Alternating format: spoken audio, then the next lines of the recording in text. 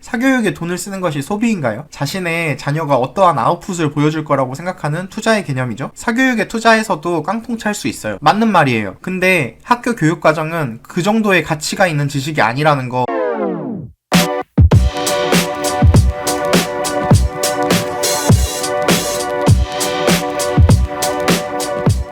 제가 최근에 뉴스를 보다가 우리나라 98%의 학생들이 사교육을 한다 이런 뉴스를 봤는데요. 저는 이거 심각한 문제라고 생각해요. 실제 뉴스를 한번 봐볼게요. 2020년 1월 19일 뉴스고요. 한국 초중고 학부모 98%가 자녀에게 사교육을 시킨다는 조사 결과가 나왔다. 한국교육개발원은 지난해 8월에서 9월 만 19세에서 74세 전국 성인 남녀 4,000명을 대상으로 교육 여론조사를 실시했다. 자녀 사교육비가 부담되느냐의 질문에 94.7%가 부담된다라고 답했다. 학부모들은 대체로 사교육을 일찍 시작하는 것이 좋다고 생각하지는 않지만 자녀가 스스로 공부를 할 수 있어도 사교육은 필요하다고 인식하는 경향을 보였다. 교육부 통계자료 볼게요. 작년 3월 11일 배포된 내용이고요. 2018년 사교육비 총액 19조 5천억 원, 1인당 월 평균 사교육비 29.1만 원. 이게 사교육의 실상을 알면 사실 이 금액이 어떤 식으로 산출됐는지는 잘 모르겠는데 굉장히 축소되어서 나와 있는 것 같거든요.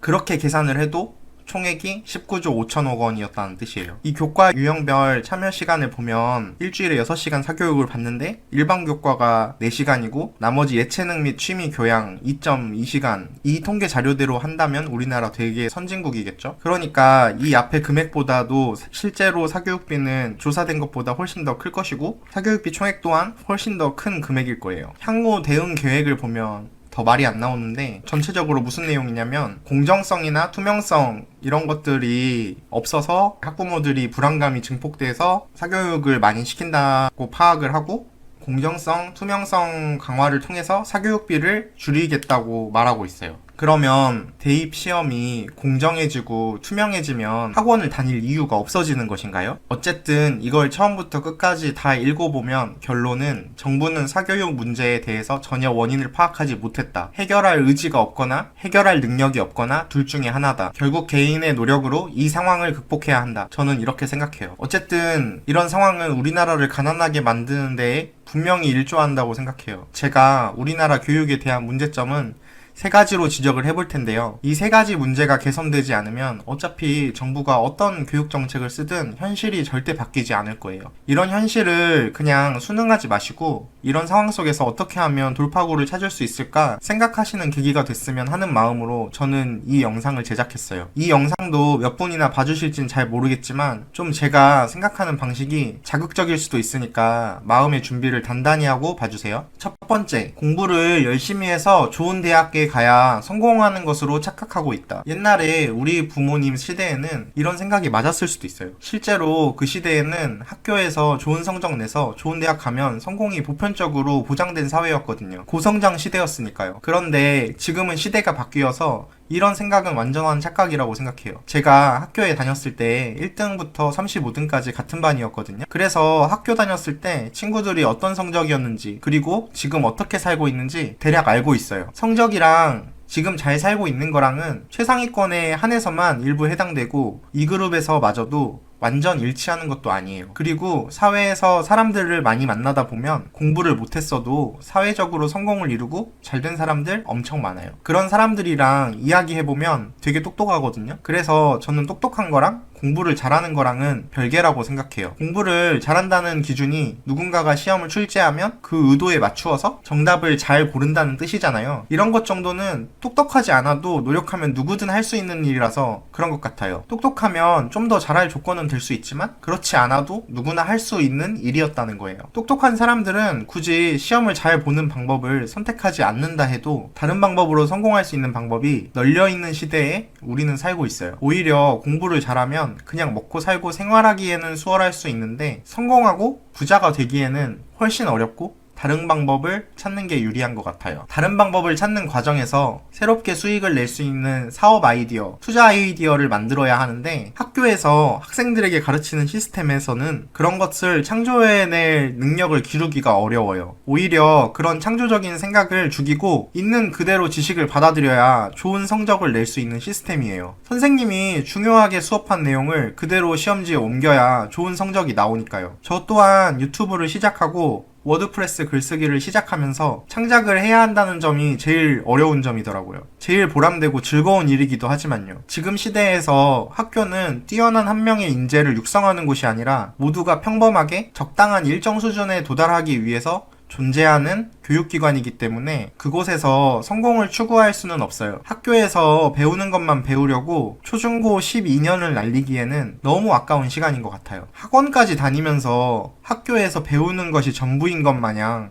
그것만 잘하면 되는 것처럼 살아왔기 때문에 대학까지 나와도 자신이 어떤 꿈을 가지고 있고 그것에 도달하기 위해서 어떤 노력을 해야 하는지 전혀 알지 못하면서 공시생, 취준생으로 지내는 사람이 많다고 저는 생각해요. 그래서 저는 학생들이 학교 교육과정에 지나치게 얽매이지 않고 다양한 분야의 독서와 다양한 활동을 통해서 지식을 습득하고 적용해 나가는 과정을 배워야 한다고 생각해요. 제가 동물병원에서 근무하다 보면 학생들 중에서 수의사가 꿈이라고 동물병원에 한번 견학 와도 되겠냐고 전화 올 때가 있어요. 그게 숙제라서 시켜서 하는 일인지 정확하게는 모르겠는데 일단은 그런 전화를 하는 용기, 그리고 직접 자신의 꿈에 다가가려고 하는 능동적인 노력, 그런 것들이 중요한 것 같아요. 그 학생은 수의사가 되는 꿈을 이루지 못하더라도 잘 될 것 같다, 그런 생각을 했어요. 두 번째, 학교 선생님들은 안정적인 삶의 가치를 추구하는 사람들이다. 학교 선생님들은 신이 아니에요. 학교 선생님들도 평범한 사람이고 월급을 받으며 일을 하는 노동자예요. 교육이라는 가치가 워낙 높은 가치인 건 맞아요. 하지만 그렇다고 해서 학교 선생님들에게 신적인 능력을 기대하는 건 잘못된 기대예요. 학교 선생님들도 선생님 되기 이전에는 학생이었고 임용고시 준비하는 고시생이었어요. 근데 이분들이 교사를 직업으로 선택하는 이유로 물론 당연히 교사로서의 직업정신 이런 거 당연히 있겠죠. 근데 안정적인 직장을 추구하는 가치가 커요. 즉 모험적인 경제활동보다는 안정적인 경제활동과 수익 흐름을 추구하는 가치관을 가진 분들이라는 거예요. 그리고 돈에 대해서 큰 욕심이 없으신 분들이 많아요. 오히려 돈에 욕심을 부리는 것이 그릇된 일이고 있는 돈에서 맞추어 쓰면서 시간적으로 여유롭게 살자, 이런 가치관을 가진 분들이 많다는 거죠. 이건 개인의 가치관이기 때문에 이분들의 생각이 잘못됐다고 제가 말씀드리는 게 아니라 학생들은 이분들의 돈에 대한 가치관에 영향을 받을 수밖에 없는 것이 문제라는 말씀이에요. 이런 환경 속에서 학생들은 돈에 대해서 전혀 배우지 못하고 돈을 추구하는 욕심을 부리는 것 자체가 마치 도덕적으로 잘못된 것처럼 배우기도 해요. 그래서 많은 사람들이 부자들이 도덕적으로 인성적으로 바르지 못한 사람이라고 인식을 많이 하는 것 같아요. 실제로 저도 이런 과정을 거쳐서 그렇게 생각했었고 직접 부자들을 만나보고 이야기해보면서 생각이 바뀌게 되었어요. 사람을 상대하는 일을 주로 하시는 분들은 공감하실 텐데 예외는 있을 수 있겠지만 사회적으로 더 높은 지위를 가지고 있고 금전적으로 여유가 있으실수록 훨씬 다른 사람을 대할 때 더 배려하며 예의를 지키고 따뜻한 마음을 가진 경우가 많아요. 반대로 여유가 없으신 분들은 피해의식을 가지고 있고 다른 사람을 대할 때 함부로 대하는 경우가 더 많고요. 금전적인 여유가 따뜻한 마음이나 친절한 태도를 만드는지 아니면 그런 태도를 가진 사람이 부자가 되는 것인지 무엇이 먼저인지는 솔직히 잘 모르겠지만 그런 것을 논하려고 이런 말씀을 드리는 것이 아니라 부자가 되고 싶은 마음은 자본주의 사회에서 모든 사람이 자연스럽게 가질 수 있는 목표라는 거예요. 제가 수의사인데 저도 돈 좋아하고 부자 되고 싶거든요. 이런 생각을 표현하면 마치 내가 동물병원에 찾아오는 동물들을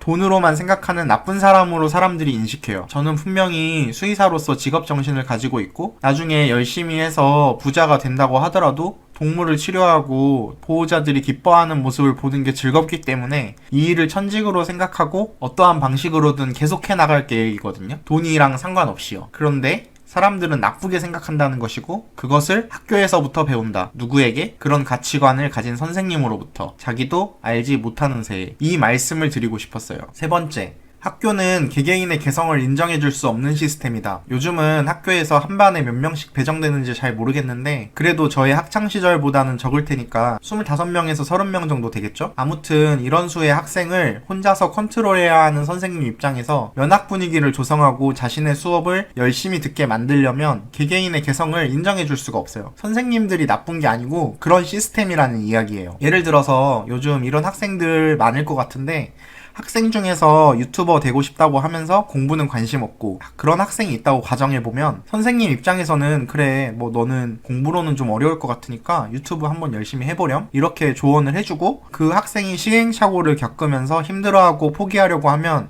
옆에서 지속적으로 지지해주고 그럴 수가 없다는 거죠. 그 학생 하나가 전체의 면학 분위기에 영향을 미쳐서 다들 공부 안 하려고 하고 그런 상황이 선생님 입장에서는 두려우실 수밖에 없어요. 그래서 그 아이의 개성을 잘 억압해서 전체적인 면학 분위기를 조성할 수밖에 없어요. 제가 이런 시스템에서 교사를 한다고 하면 저라도 그렇게 할 것 같아요. 결과적으로 이런 시스템 자체가 많은 학생들을 시험을 잘 쳐서 좋은 대학을 가야 한다. 이런 하나의 목표로 모두가 뛰어갈 수밖에 없게 만들고 다들 똑같은 곳을 보고 뛰어가는데 우리 아이가 뒤처지지 않게 만들고 싶고 앞서 나가게 하고 싶으니까 부모의 입장에서는 사교육에 돈을 쓸 수밖에 없어요. 이러니까 학원이나 과외 이런 곳에 과도하게 잘못된 교육적 투자를 하게 되는 것 같아요. 우리나라 사람들이 주식에 대해서 이야기할 때 되게 위험하고 깡통찰 수 있고 이렇게 생각하잖아요. 주식 투자를 하는 사람 중에서도 그 회사가 어떤 상품을 생산하고 어떤 수익 구조를 가지고 있고 어떤 재무 구조를 가지고 있고 어떤 지배 구조를 가지고 있고 이런 것에 대해서는 전혀 관심은 없고 오로지 주가가 상승하고 하락하고 이런 것에만 관심을 갖는 사람들이 많아요.